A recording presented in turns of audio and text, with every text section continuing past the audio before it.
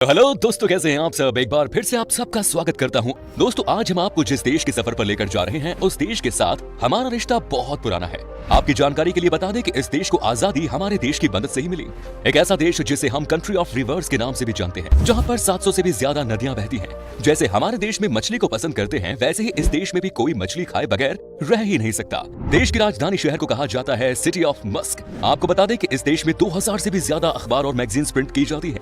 देश की street food सबसे लाजवाब है। दोस्तों, आज हम सबसे जुनून वाले देश बांग्लादेश के बारे में कुछ रोचक जानकारी देने जा रहे हैं। तो फिर देर किस बात की, अपना सीट बेल्ट बांध लीजिए अच्छे से और निकलते हैं बांग्लादेश के एक शानदार सफर पर। तो सबसे पहले बता दूं कि इस देश का ऑफिशियल नाम है पीपल्स रिपब्लिक ऑफ बांग्लादेश। देश की कुल आबादी है 16 करोड़ और जनसंख्या के मामले में दुनिया का 8वां सबसे बड़ा देश है। पॉपुलेशन डेंसिटी के मामले में 1265 लोग यहाँ आपको पर स्क्वायर किलोमीटर में दिख जाएंगे। यहाँ की कुल आबादी की 40% हिस्सा शहर में रहता है और बाकी के 60% आज भी गाँव में ही बसे हुए हैं। देश के 90% लोग इस्लाम धर्म को मानने वाले हैं और बाकी के 9% हिंदू तो 1% अलग धर्म के हैं। देश की बॉर्डर भारत और म्यांमार से टच करती है, जबकि एक तरफ बे ऑफ बंगाल है। बांग्लादेश की इकोनॉमिक राजधानी है ढाका और बंदरगाह वाला ये शहर देश के प्रमुख शहरी इलाकों में से एक माना जाता है, जहां हर वो सुविधा मौजूद है जो कि बड़े बड़े शहरों में होती है।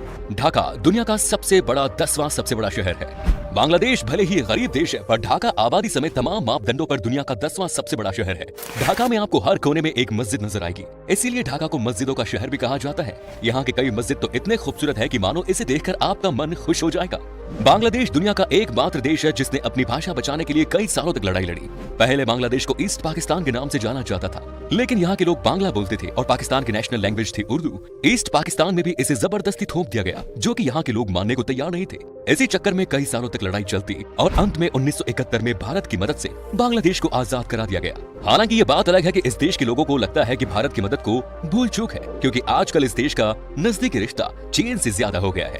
बांग्लादेश के इनकम सोर्स की बात करें तो ये है खेती। चावल का बांग्लादेश में बड़ा कारोबार है और ये देश चावल का बहुत बड़ा एक्सपोर्टर है।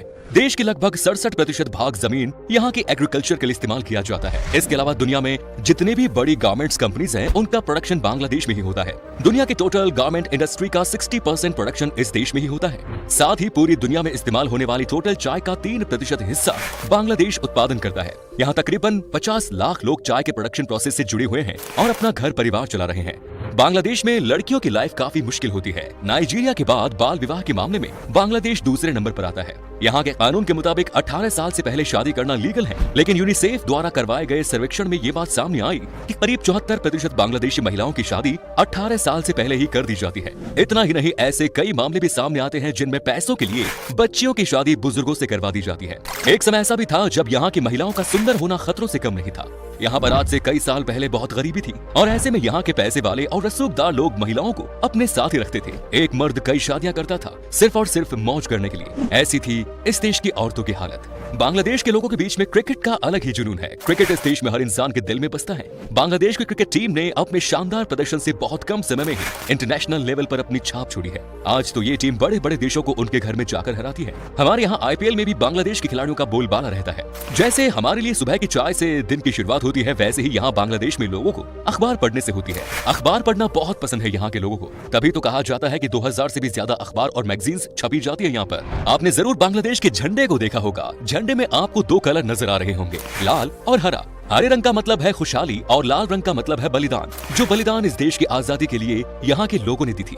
भारत और बांग्लादेश का सुंदरबन दुनिया का सबसे बड़ा सदाबहार वन है। सुंदरबन का 40% हिस्सा भारत में है तो 60% हिस्सा बांग्लादेश में। सुंदरबन को यूनेस्को वर्ल्ड हेरिटेज साइट्स में शामिल किया गया है, जो सुंदरी के पेड़ों के नाम पर रखा गया है। सुंदरबन बंगाल की शान रॉयल बंगाल टाइगर का घर है। बांग्लादेश की एक बात जो आपको चौंका सकती है वो ये कि यहाँ के लोग मुस्कुराने को गलत मानते हैं। यहाँ आपको देखकर हंसने वाला कोई नहीं मिलेगा। इस देश में जो लोग भी स्माइल पास करते हैं वो ना समझ होते हैं। यहाँ के लोगों की माने तो मुस्कुराना इमेच्योरिटी की निशानी है। बांग्लादेश को कंट्री ऑफ रिवर्स भी कहते हैं, क्योंकि इस छोटे से देश में 700 से ज्यादा नदियां बहती हैं। एशिया की 3 सबसे बड़ी नदियां गंगा, मेघना और ब्रह्मपुत्र, ये तीनों ही बांग्लादेश से बहती हैं। हालांकि इन नदियों के फायदे फायदे भी हैं तो नुकसान भी बड़ा है। इन नदियों के कारण बांग्लादेश में हर साल भयानक बाढ़ आती है जो यहाँ की अर्थव्यवस्था को हिला कर रख देती है। दोस्तों, बाढ़ से एक बात जो याद आई वो ये कि बांग्लादेश में आपको बाढ़ के समय एक अनोखी चीज दिखती है और ये है बोट स्कूल। जैसा कि आपसे पहले भी कहा गया था कि बाढ़ की वजह से यहाँ का सब कुछ तबाह हो जाता है, लेकिन बच्चों का पढ़ाई में कोई नुकसान न हो, इसीलिए देश में बोट स्कूल का कॉन्सेप्ट शुरू किया गया है और ये बहुत ही बड़ी सफलता भी है।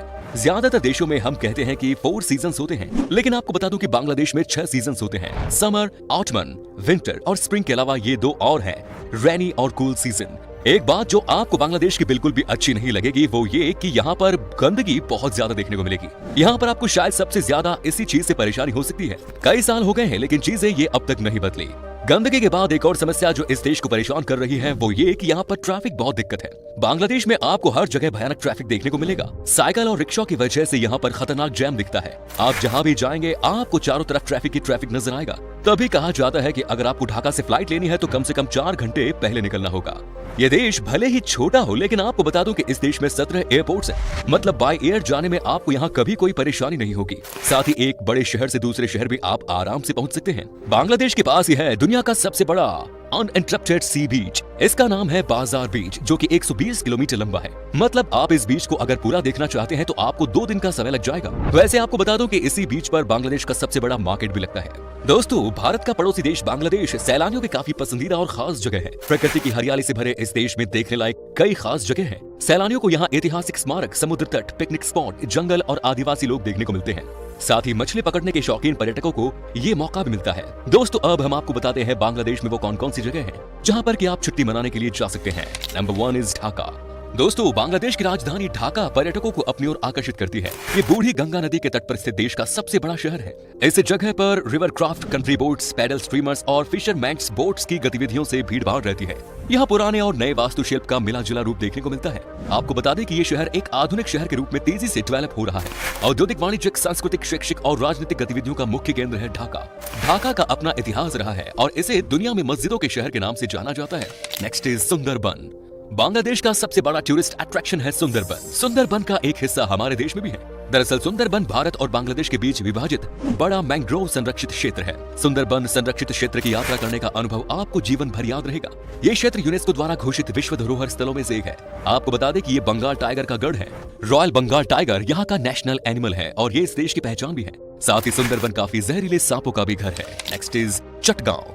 बांग्लादेश का एक और सबसे बड़ा शहर चिटगांव भी बहुत खूबसूरत है। यहाँ के पहाड़, घने जंगल और बड़े बड़े झील आपके दिल को जीत लेंगे।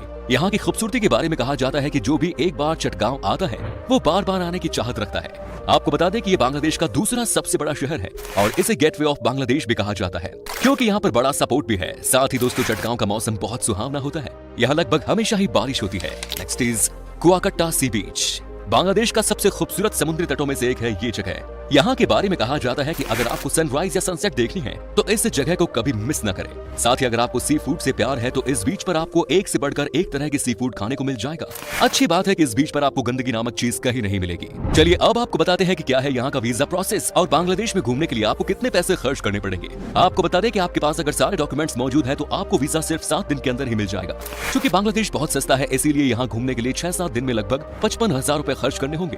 दोस्तों, बांग्लादेश की करेंसी है बांग्लादेशी टका जिसकी वैल्यू है सिर्फ 0.87 भारतीय रुपए के बराबर। तो ये था बांग्लादेश। कैसा लगा हमें बताइए कमेंट्स में। क्या कभी आपने विजिट की है इस देश की, और अगर की है तो आपका एक्सपीरियंस कैसा रहा हमारे साथ शेयर जरूर करें। उम्मीद है आपको हमारा ये एपिसोड पसंद आया होगा। वीडियो को लाइक कीजिएगा और अपने दोस्तों और रिश्तेदारों के साथ इसे शेयर करना ना भूलें। हमारे चैनल को भी सब्सक्राइब जरूर कीजिएगा। वीडियो को अंत तक देखने के लिए सभी का शुक्रिया। फिर मुलाकात होगी नई वीडियो के साथ। धन्यवाद।